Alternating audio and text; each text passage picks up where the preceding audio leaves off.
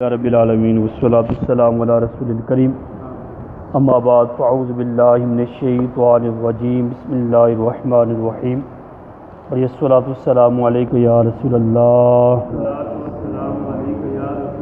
وعلی آلک واصحابک یا حبیب اللہ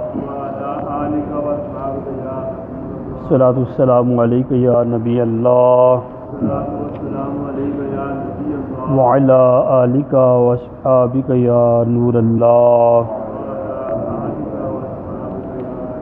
نویت سنت الاعتکاف۔ فرمان مصطفیٰ صلی اللہ تعالی علیہ وسلم، جس نے مجھ پر 10 مرتبہ درود پاک پڑھا اللہ تعالیٰ اس پر 100 رحمتیں نازل فرماتا ہے۔ صلو علی الحبیب صلی اللہ تعالی علی محمد صلی اللہ تعالی علیہ وسلم۔ ہمارا درس فقہ جاری ہے جس میں نماز کے فرائض کا ہم درس سن رہے تھے۔ 3 فرائض کا بیان ہو چکا ہے۔ پہلا فرض تھا تکبیر تحریمہ، دوسرا فرض تھا قیام، تیسرا فرض تھا قرات۔ آج ہے چوتھا فرض، اور نماز کے کل فرائض جو ہیں وہ 7 ہیں۔ ایک بار میں ریپیٹ کر دیتا ہوں۔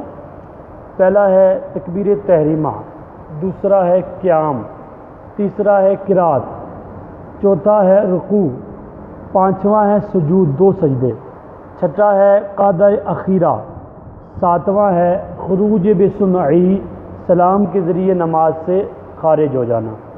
آج ہم چوتھے فرض کی وضاحت سنیں گے، وہ ہے رکوع۔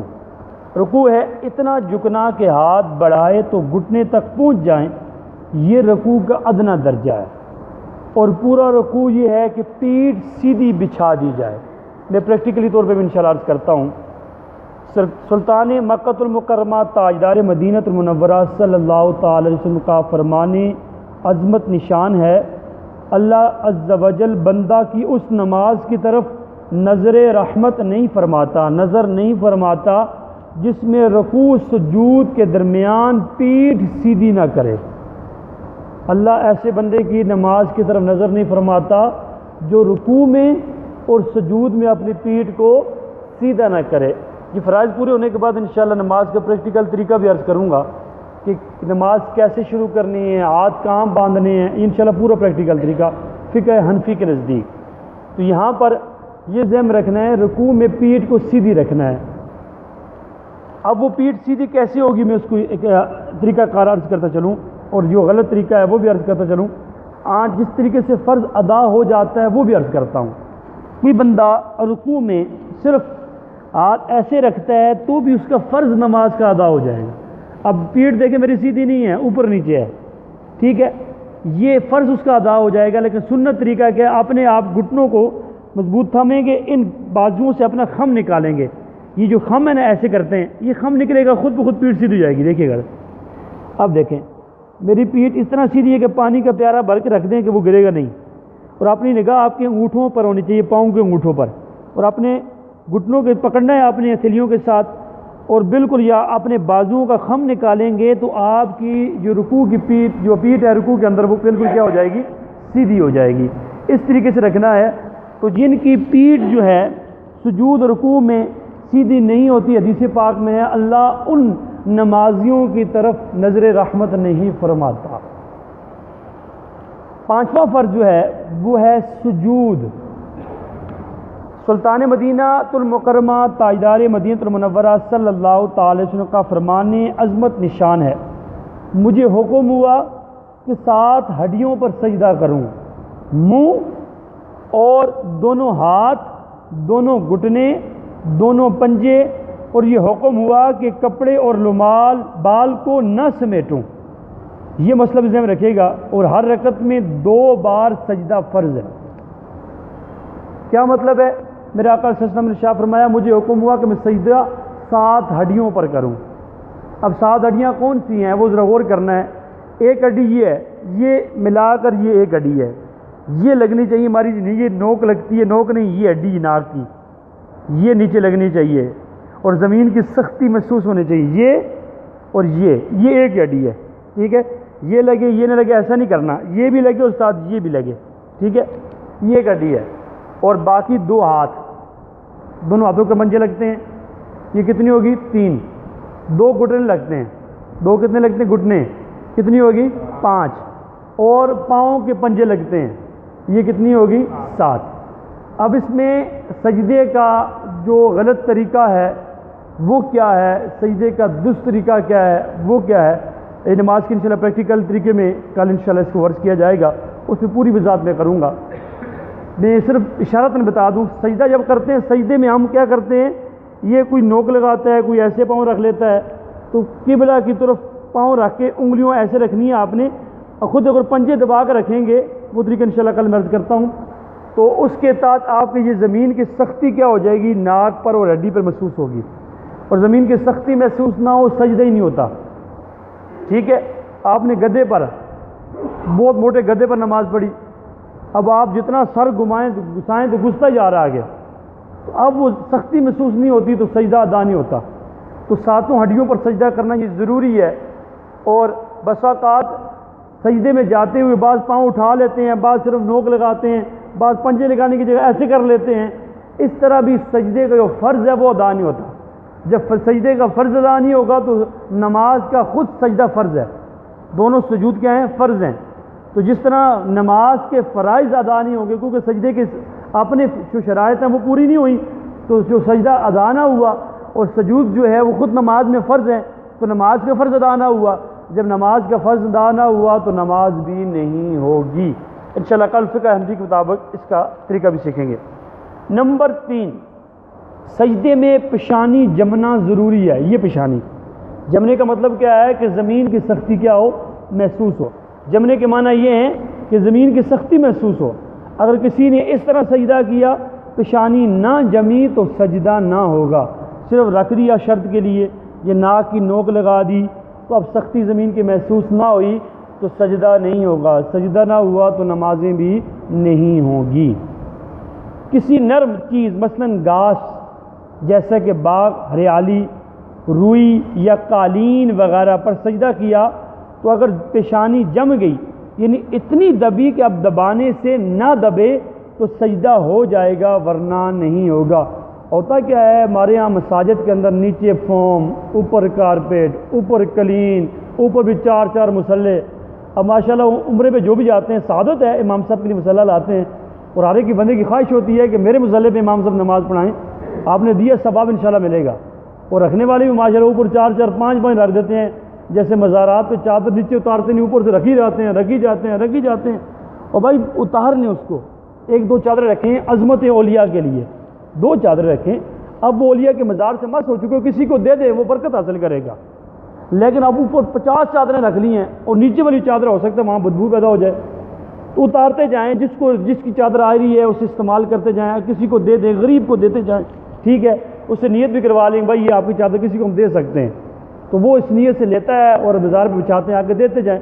تو مصلے میں بھی یہی ہے. اب امام صاحب نہیں ضروری نہیں، جیسے جہاں مصلے ہیں اٹھا لیے گئی کلین، اب کوئی بچھانا چاہتا ہے، کسی کو گھٹنوں کی تکلیف ہے، وہ مصلے کے بغیر نماز نہیں پڑھ سکتا، وہ اٹھائے استعمال کرے. ٹھیک ہے، اور کچھ عرصے بعد اسے دھو لیا جائے، دھو کر آ کر پھر مسجد میں رکھ دیا جائے. تو 4 چیزیں نیچے بچھائیں گے مساجد کے اندر بھی، نیچے فوم، کارپیٹ، کلین، اوپر 4 5 مصلے. تو آپ مجھے بتائیں سجدہ کیسے ادا ہو؟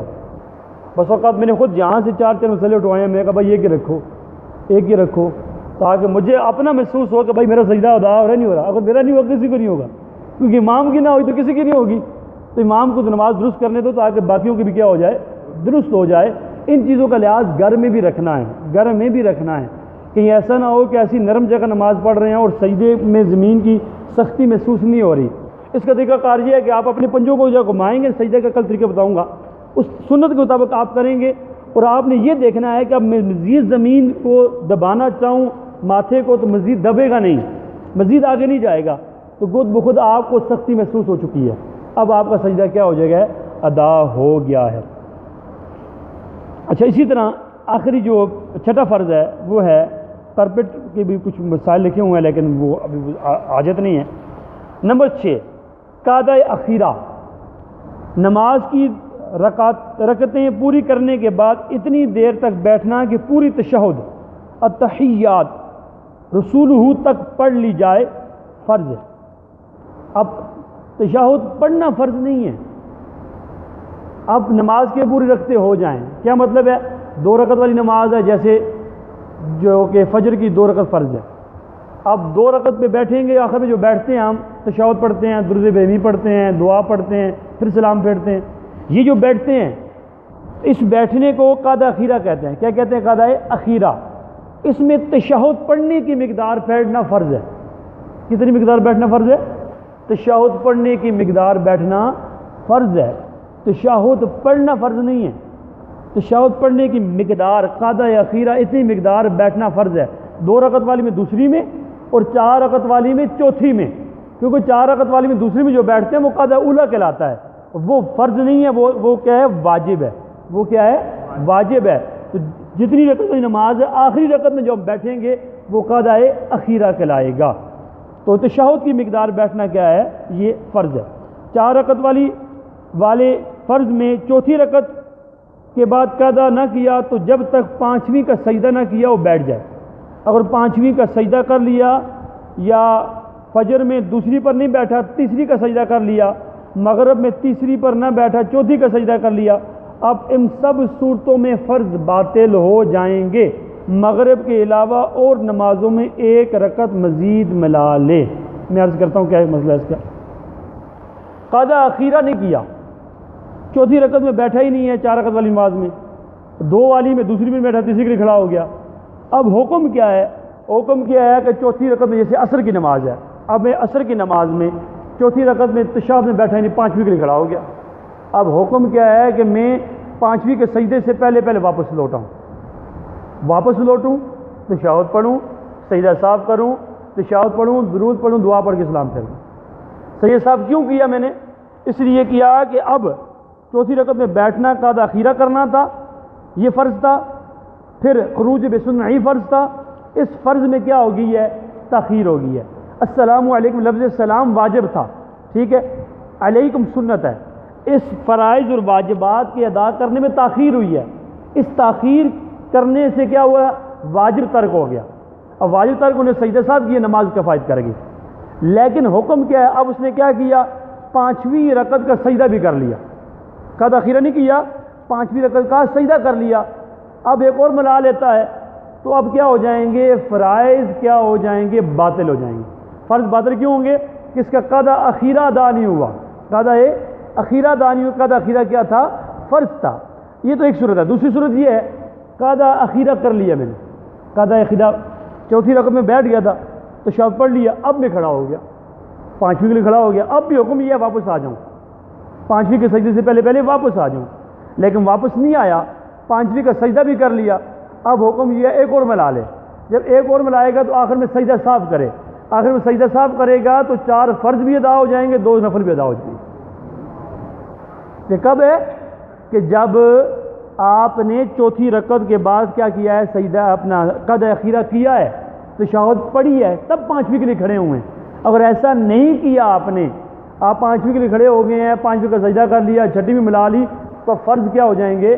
باطل ہو جائیں گے. یہ مسئلہ ذہن میں رکھیے گا. اکثر لوگوں کو یہ مسئلہ معلوم نہیں ہوتا. اللہ کی بارگاہ میں دعا ہے جو سنا عمل کرنے کی توفیق عطا فرمائے. 7واں فرض رہتا ہے، وہ ہے قعدہ اخیرہ کے بعد سلام یا بات چیت وغیرہ کوئی ایسا فعل قصداً ارادتاً کرنا جو نماز سے باہر کر دے. مگر سلام کے علاوہ کوئی فعل قصداً پایا گیا، نماز واجب الاعادہ ہوگی. اگر بلا قصد کوئی اور اس طرح کا فعل پایا گیا تو نماز باطل ہوگی. کیا مطلب ہے؟ آپ نے 6 فرض پورے کر لیے، قعدہ اخیرہ بھی کر لیا، اب اس کے بعد نماز سے باہر ہونا ہے. نماز سے باہر ہونے کی کئی صورتیں ہیں. آپ نے سلام پھیریں گے تو نماز سے باہر ہو جائیں گے، ٹھیک ہے، طریقہ کار یہی ہے.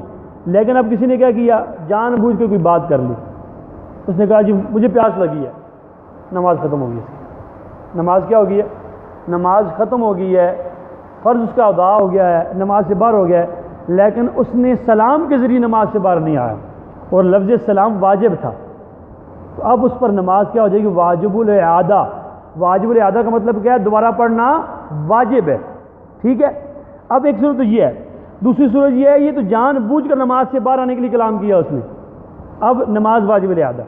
اب کیفیت یہ ہے کہ جان بوجھ کر نہیں کیا، ایسے ہی قعدہ اخیرہ کے بعد بلا قصد کوئی اس طرح کا فعل پایا گیا، ٹھیک ہے، ارادہ نہیں تھا نماز سے باہر آنے کا، ایسے کوئی بات کی گئی ری خارج ہوگی اس کی، ٹھیک ہے، اب نماز تو ٹوٹ گئی اس کی، اب خارج ہونے سے نماز ٹوٹ گئی، خون نکل آیا جس سے وضو ٹوٹا، نماز تو ٹوٹ گئی، اب اس کا اپنا ارادہ نہیں تھا نماز سے باہر آنے کا، اس صورت میں اب یہ نہیں کہیں گے فرض ادا ہو گیا، بلکہ نماز ہی باطل ہو گئی ہے، نماز ہی کیا ہو گئی ہے؟ باطل ہو گئی ہے، دوبارہ فرض ادا کرنے پڑیں گے، دوبارہ سے نماز پڑھنی پڑے گی۔ واجب الاعادہ میں فرض کے لوٹانے میں بڑا فرق ہوتا ہے، واجب الاعادہ میں نماز کے فرض ادا ہو جاتے ہیں لیکن دوبارہ لوٹانا کیا ہوتا ہے؟ واجب ہوتی ہے، اور واجب الاعادہ میں دوبارہ جماعت کی ساتھ لوٹائیں گے نہیں، اپنی انفرادی طور پہ لوٹائیں گے، اور نماز جب باطل ہو جائے، جماعت میں باطل ہوئی تو جماعت کی صورت میں ہی دوبارہ لوٹا لیں، پہلی نماز تو ہوئی نہیں ہے، اب دوبارہ جماعت سے آپ نماز ادا کر رہے ہیں۔ اللہ تعالیٰ کی بارگاہ میں دعا ہے اس پر عمل کرنے کی توفیق عطا فرمائے۔